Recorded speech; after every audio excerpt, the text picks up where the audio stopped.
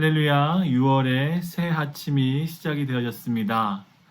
하나님의 놀라운 은혜와 보호하심과 하나님의 놀라운 축복들이 여러분 가정 한 분 한 분 가운데 늘 넘쳐나기를 기도합니다. 어려운 상황, 보이지 않는 상황이지만 하나님께서 행하실 그 놀라운 새 일들, 하나님의 능력들을 날마다 기억하시고 붙드시고 하나님의 그 소망을 가슴에 품는 6월 한 달 되시기를 축복드립니다.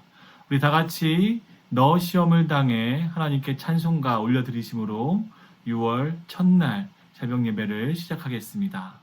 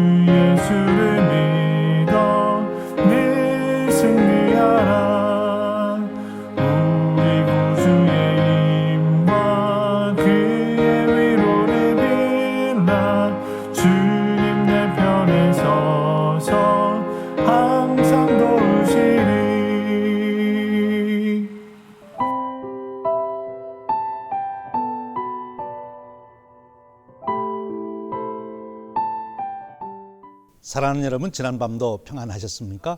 월요일 새 아침이 밝아오고 있습니다. 오늘도 새벽 예배로 주님과 함께 새 하루를 여시는 여러분 모두 위에 주님의 사랑과 축복이 함께 하시기를 바랍니다. 오늘 함께 나눌 은혜의 말씀은 욥기서 1장 1절에서 11절 말씀입니다. 우리 함께 봉독하겠습니다. 우수 땅에 욥이라 불리는 사람이 있었는데 그 사람은 온전하고 정직하여 하나님을 경외하며 악에서 떠난 자더라. 그에게 아들 7과 딸 3이 태어납니다.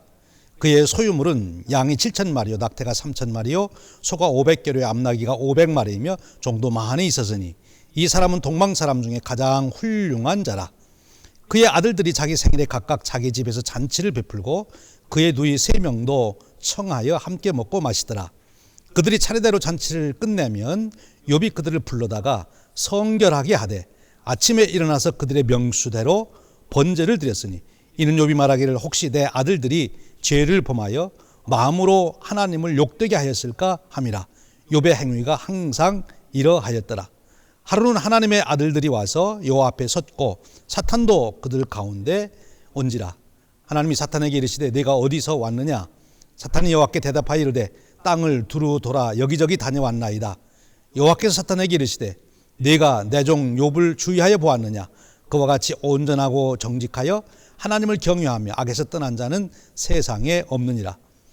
사탄이 여호와께 대답하여 이르되 욥이 어찌 까닭 없이 하나님을 경외하리까? 주께서 그와 그의 집과 그의 모든 소유물을 울타리로 두르심 때문이 아니니까 주께서 그의 손으로 하는 발을 복되게 하사 그의 소유물이 땅에 넘치게 하셨음이니이다. 이제 주의 손을 펴서 그의 모든 소유물을 치소서. 그리하시면 틀림없이 주를 향하여 욕하지 않겠나이까. 이 말씀은 살아계신 하나님께서 그의 사랑하는 자녀들에게 주시는 은혜의 말씀입니다. 오늘부터 6월 한 달 동안 욥기서를 통해서 함께 말씀의 은혜를 나누고자 합니다. 그 욥기서를 우리가 바로 이해하기 위해서는 몇 가지 염두에 두어야 될 것이 있습니다. 첫 번째로 욥기서는 구약 성경의 성문서의 첫 번째 책이다 하는 것입니다. 여기 성문서라고 하는 것이 욥기서를 이해하는데 전제가 되는데요. 이 성문서는 시편이나 잠언이나 전도서처럼 어떤 역사적 사실을 말하는 것이 아니라 특별한 교훈, 어떤 메시지를 전하고자 하는 것이 그 본 목적입니다.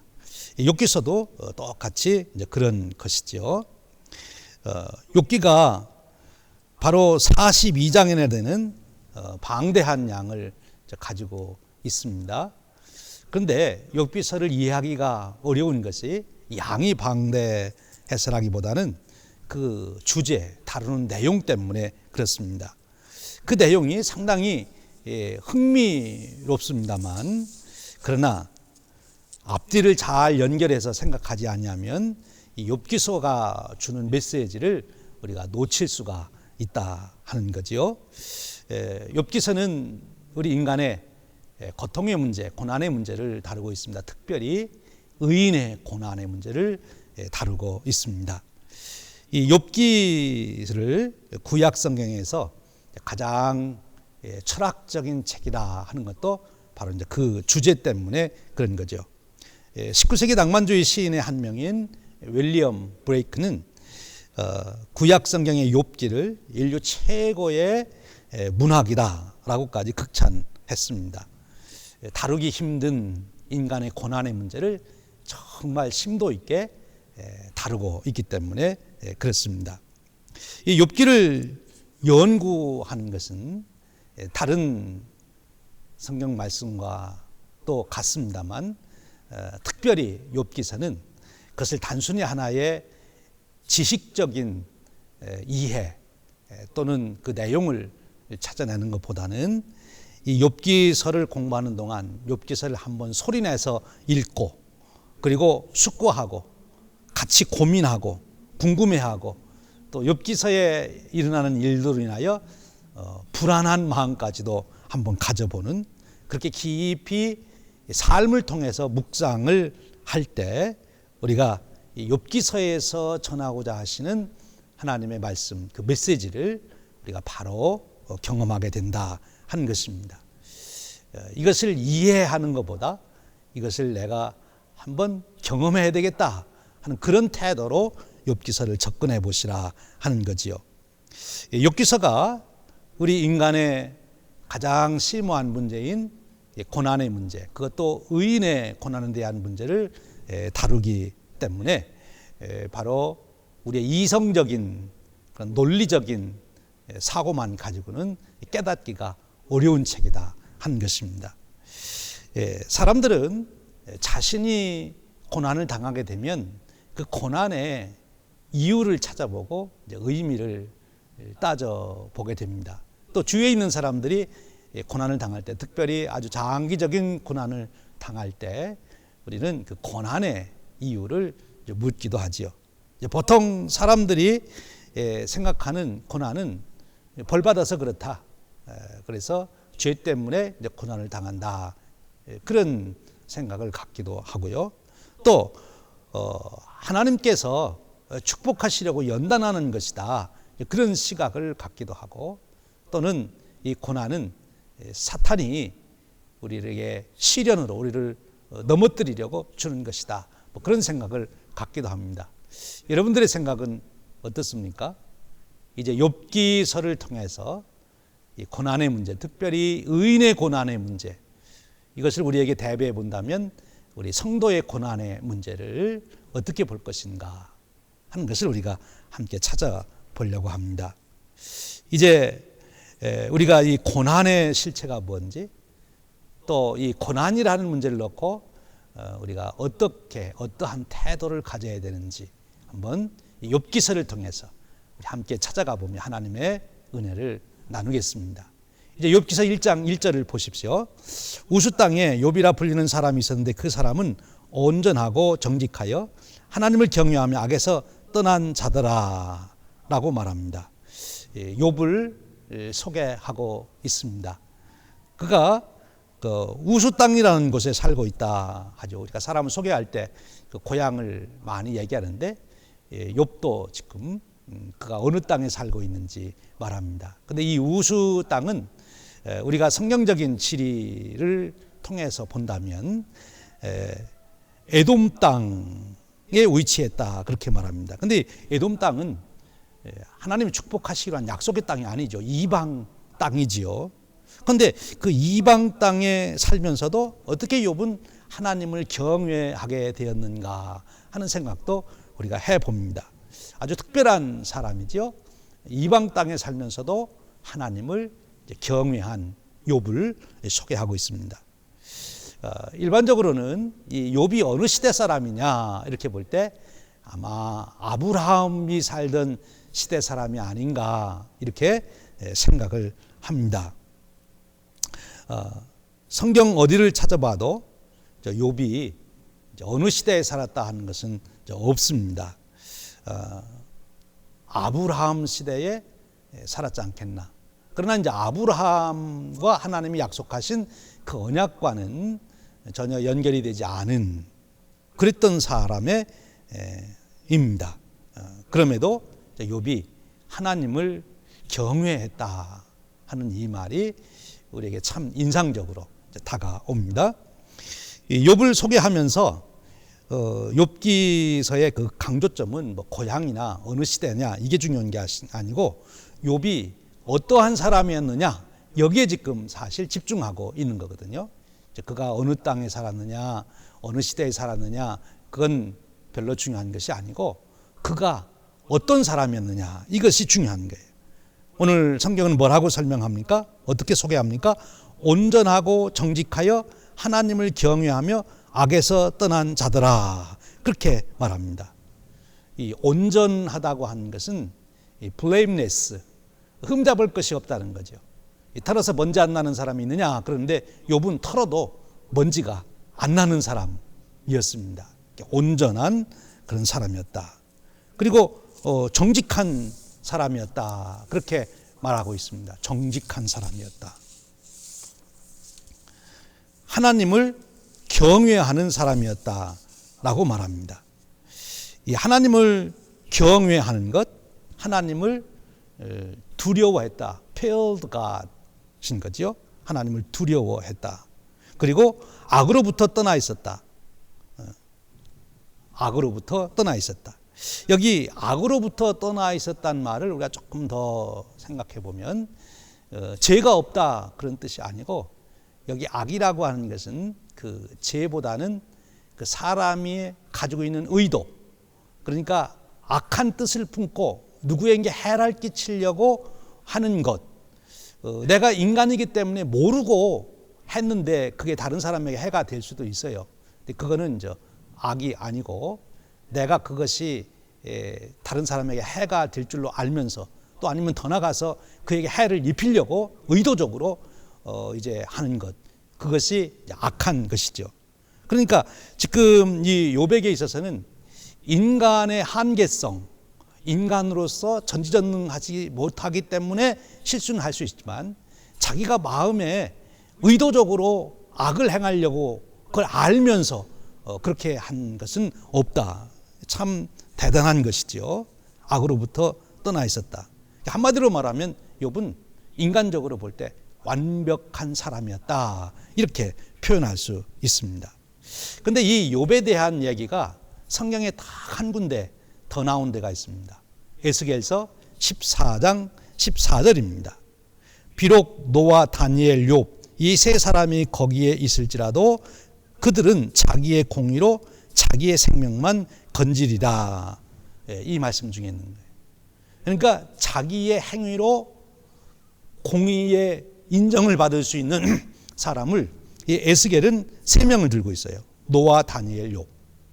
그러니까 성경에서 가장 의로운 사람을 찾으라면 노아, 그리고 또 한 사람은 다니엘, 그리고 또 한 사람을 욥으로 들고 있는 거죠. 그러니까 에스겔 선지자가 볼 때에도 인간으로서의 결점이 없는 한 사람으로 지금 욥을 소개하고 있는 것입니다. 참 대단한 것이죠. 완벽한 사람입니다. 2절 3절에 보면 이제 그런 욥에게 어떤 복이 주어졌는가? 그러니까 10남매를 두었어요. 그리고 아주 거부였습니다. 많은 재산을 가지고 있는 것이지요. 그런데 여기서 이제 욥기에서 말하는 욥의 중요한 점은 4절에 나오는 것입니다. 그렇게 그가 완전한 사람, 그리고 환경적으로도 부족할 것이 없는 이 10남매나 두고, 그리고 거부를 이룬 그가 참 아쉬울 것이 없는데도 4절에 보면 그가 늘 지키는 일이 있습니다. 4절입니다. 그의 아들들이 자기 생일에 각각 자기의 집에서 잔치를 베풀고 그 누이 3명도 청하여 함께 먹고 마시더라. 그들이 차례대로 잔치를 끝내면 욥이 그들을 불러다가 성결하게 하되 아침에 일어나서 그들의 명수대로 번제를 드렸으니 이는 욥이 말하기를 혹시 내 아들들이 죄를 범하여 마음으로 하나님을 욕되게 하였을까 함이라. 욥의 행위가 항상 이러하였더라. 자녀들이 마음으로라도 혹시 죄를 지을까 봐 잔치를 하다가 마음이 해이해져서 하나님을 경외하지 아니하고 경거망동하는 그런 말을 했을까? 그런 것이 염려가 돼서 욥은 자녀들이 잔치한 후에 그들을 위해서 번제를 다 드렸다는 거예요. 여기 보니까 특별히 강조한 것이 욥의 행위가 항상 이러하였더라. 그러니까 항상 하나님을 경외하는 그런 모습을 보인 거죠. 다른 때도 아니고 이 잔치를 하게 되면 사람들의 마음이 해해지는데 욥은 절대로 마음이 해해지지 않고 하나님 앞에 그가 살아가는 그런 모습을 보여주고 있는 것이죠. 그래서 항상 그렇게 살아갔다 하는 것입니다. 인간의 연약성을 인정하고 죄성을 인정하고 하나님 앞에 범죄하지 않도록 자신만이 아니라 자기 자녀들을 위해서까지 항상 이렇게 신경을 썼던 욥. 그러기에 그는 정말 완벽한 사람이다. 그렇게 표현할 수 있겠지요. 근데 여러분, 그 다음 말씀, 이제 6절, 8절로 가보면 이렇게 말씀합니다. 하루는 하나님의 아들들이 와서 여호와 앞에 섰고 사탄도 그들 가운데 온지라. 여호와께서 사탄에게 이르시되 내가 어디서 왔느냐? 사탄이 여호와께 대답하여 이르되 땅을 두루 돌아 여기저기 다녀왔습니다. 여호와께서 사탄에게 이르시되 내가 내 종 욥을 주의하여 보았느냐? 하나님께서 지금 욥을 지명해서 자랑을 하고 있습니다. 그러니까 그동안 하나님께서 이 욥을 어떻게 하셨다는 거예요? 욥을 아주 마음에 두고 살펴본 거예요. 하나님이 창조해 놓으신 모든 인간들을 하나님이 살펴보는 중에 특별히 욥을 집중해서 살펴보고, 그리고 그 욥으로 인하여 너무 마음이 기쁘신 거예요. 왜? 욥이 온전하게 살고 있으니까, 하나님을 경외하는 삶을 살고 있으니까. 그래서 지금 하나님이 욥을 자랑하는 겁니다. 마치 부모들이 훌륭한 자녀를 갖게 되면 어디 모임만 가면 자기 자녀 자랑하고 싶어서 마음에 견딜 수가 없듯이 바로 하나님께서 그렇게 지금 자랑하는 거예요. 사탄에게 내가 땅을 좀 두루 살펴봤냐? 두루 다니며 내가 살펴봤죠. 또 욥도 봤냐? 욥은 참으로 내 마음에 드는 사람이다. 그렇게 지금 말씀하고 있지요. 여러분, 여기서 우리가 중요한 신앙의 교훈을 받습니다. 욥을 생각하며 우리 자신을 한번 비춰 볼 수 있는 영성이 있기를 바랍니다. 욥을 보면서 내 자신의 삶을 비춰보는 거지요. 그리고 여기 중요한 것은 하나님께서 그의 삶을 지켜보셨다 하는 거예요. 오늘도 하나님께서 저와 여러분의 삶을 아주 면밀하게 지켜보고 계십니다. 그런데 여러분 생각은 어떠세요? 하나님이 오늘 여러분이 살아가시는 거 보고 하나님 마음에 흡족하셔가지고 자랑하고 싶으셔서 내 종 욥을 보았느냐, 내 종 광태를 보았느냐, 이렇게 정말 하나님이 자랑하고 싶은 마음이실까? 그 하나님께서 나를 지켜보고 계시다고 하는 그 의식, 거기에 우리가 사로잡혀야 합니다.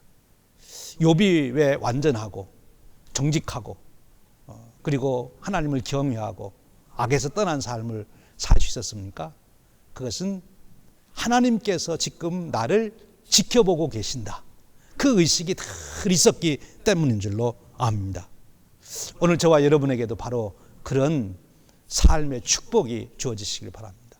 하나님께서 지금 나를 보고 계시다. 그런데요, 또 하나 여기 발견하는 게 있어요. 하나님만 나를 지켜보고 계신 것이 아니라 누구도 나를 지금 마음에 두고 지켜봤어요? 사탄도 그랬다는 거예요. 욥이 그렇게 거룩하게 살고 의롭게 살고 욥이 그렇게 훌륭하게 살아가는데 그것을 사탄도 지금 눈여겨보고 있다는 거예요. 뒤에 이어지는 이야기에 미뤄보면 사탄은 어떤 뜻으로 그렇게 눈여겨봤을까요? 저 욥 언제 넘어뜨릴 수 있을까? 언제 저것을 시험에 들게 할 수 있을까? 너 지금 의롭게 산다고 하고 하나님 사랑받고 있지만 이제 너 곧 무너질 거야. 이제 두고 봐 하고 어떻게 해서라도 욥을 무너뜨리려고. 그 뒤에 사탄이 하나님께 하는 얘기를 들어보면 사탄이 어떤 생각을 가지고 욥을 유심히 살펴봤는지 알 수 있잖아요. 하나님은 욥의 삶을 보시면서 칭찬하고 축복하고 더 많은 역사를 위해서 내 종이라고 하신 걸로 봐서 욥을 통해서 많은 귀한 일을 하고 싶어서 욥에게 사명을 주고 그를 통해서 그 사명을 이루게 하시고 영광을 받으시려고 하나님은 지켜보고 계신 거고, 사탄은 욥이 잘하는 것을 보고 어떻게 하면 저 욥을 거꾸러뜨릴까, 그 생각하고 이제 본 거예요. 사랑하는 여러분, 오늘도 우리의 삶을 하나님도 지켜보고 계시는데 누구도 지켜본다고요? 지금 사탄도 우리를 지켜보고 있는 거예요. 어떻습니까? 사탄이 여러분들을 지켜볼 때 사탄의 입에서 한숨이 푹푹 나옵니까? 아니면 사탄이 빙긋이 웃으면서 그래 이제 됐다 이렇게 생각하고 그런 마음을 갖겠습니까? 하나님과 사탄이 여러분들을 지금 지켜보면서 어떤 마음을 가질까? 하나님이 정말 활짝 웃으면서 그래 바로 너구나 이렇게 하시면 얼마나 좋겠어요. 그리고 사탄은 한숨만 푹푹 쉬게 만들고, 사랑하는 여러분, 오늘 또 욥처럼 하나님께는 기쁨을 드리고 사탄에게는 한숨이 나오도록 만드는 그런 축복된 삶이 되시기를 축원드립니다. 지금 욥기를 시작하면서 이제 욥에 대해서 이렇게 우리에게 소개해 주고 있는 거예요. 뒤에 이어지는 얘기를 보면 사탄이 그렇게 이제 참소하잖아요. 하나님, 욥이 괜히 하나님 경외하는 줄 아십니까? 하나님이 축복해주고 잘해주니까 그것 때문에 그런 거지. 그거 다 재산도 뺏어 보십시오. 욥이 그래도 하나님께 예배하는가, 하나님 찬양하는가 한번 보십시오. 꼬부라진 마음 가지고 지금 참소하고 있는 것입니다. 그런데 욥은 그렇지 않았어요. 욥은 자기에게 주어진 것 때문에 하나님을 경배하고 찬양한 것이 아니라 하나님과의 관계에서 하나님을 찬양하고 하나님을 경배하고 하나님의 말씀을 따랐습니다. 여러분, 이것이 신앙의 본질입니다. 우리에게 주어진 환경 조건에 내 삶의 터전을 두는 것이 아니라 하나님과의 관계 속에서 내 존재를 세우는 것입니다. 내 환경 조건은 어떻게 되든지 사실 상관이 없어요. 하나님, 그 하나님과 나와의 관계 속에서 나는 당연히 하나님께 경배하고 찬양하고 예배를 드려야 되고, 하나님이 주신 그 뜻을 받들어 오늘 내가 살아가야지. 그것이 나의 본분이고 그것이 나의 인생이고 그것이 나의 운명이라고 여기고 살아가는 삶. 그 삶에는 사탄이 와서 보고 한숨만 쉬게 만드는 그런 승리자의 삶이 있는 것입니다. 환경과 조건에 우리가 마음을 뺏기는 순간 사탄은 쾌재를 부르게 되는 거예요. 그것만 조정하면 저걸 무너뜨릴 수 있으니까. 그런데 환경과 조건이 아니라 하나님께 마음을 두고 살게 될 때 우리의 삶은 승리로 이루는 줄로 믿습니다. 오늘 저와 여러분들이 오직 하나님께만 마음을 두고 살아가는 그런 거룩한 성도의 삶, 욕과 같이 하나님께 인정받는 삶, 쓰임받는 삶 되시기를 주님의 이름으로 축원드립니다. 우리 함께 기도하겠습니다. 은혜로우신 하나님 아버지, 오늘 또 새날을 시작하는 첫 시간에 귀한 하나님의 말씀을 통하여 우리 자신을 성찰하게 하시고 우리의 마음을 다시 다잡아 하나님 앞에 세우게 하시니 감사합니다. 욥이라고 하는 인물을 통하여 우리 자신을 돌이켜보며 욥처럼 우리도 하나님께 기쁨이 되는 삶이 되기를 소원합니다. 하나님이 자랑할 만한 자녀 되기를 소원합니다. 하나님께서 사명을 맡길 만한 그런 사람이 되기를 소원합니다. 오늘 또 그 은혜에 살 수 있도록 역사하여 주시옵소서. 성령님 우리에게 충만히 임하셔서 오늘 또 하나님 기뻐하시는 그 삶을 이루어가도록 이끌어 주시옵소서. 우리 주님 예수 그리스도의 이름으로 기도하옵나이다. 아멘. 사랑하는 여러분, 오늘 또 있는 자리에서 우리 10분 이상씩 꼭 기도하시고, 기도하실 때 우리 다시 모여 예배하는 것 지금 준비하고 있습니다. 위에서 꼭 기도해 주시고, 도우실 분들은 교회로 연락 주시기를 바랍니다. 오늘 또 하나님의 가운데 승리하시기를 바랍니다.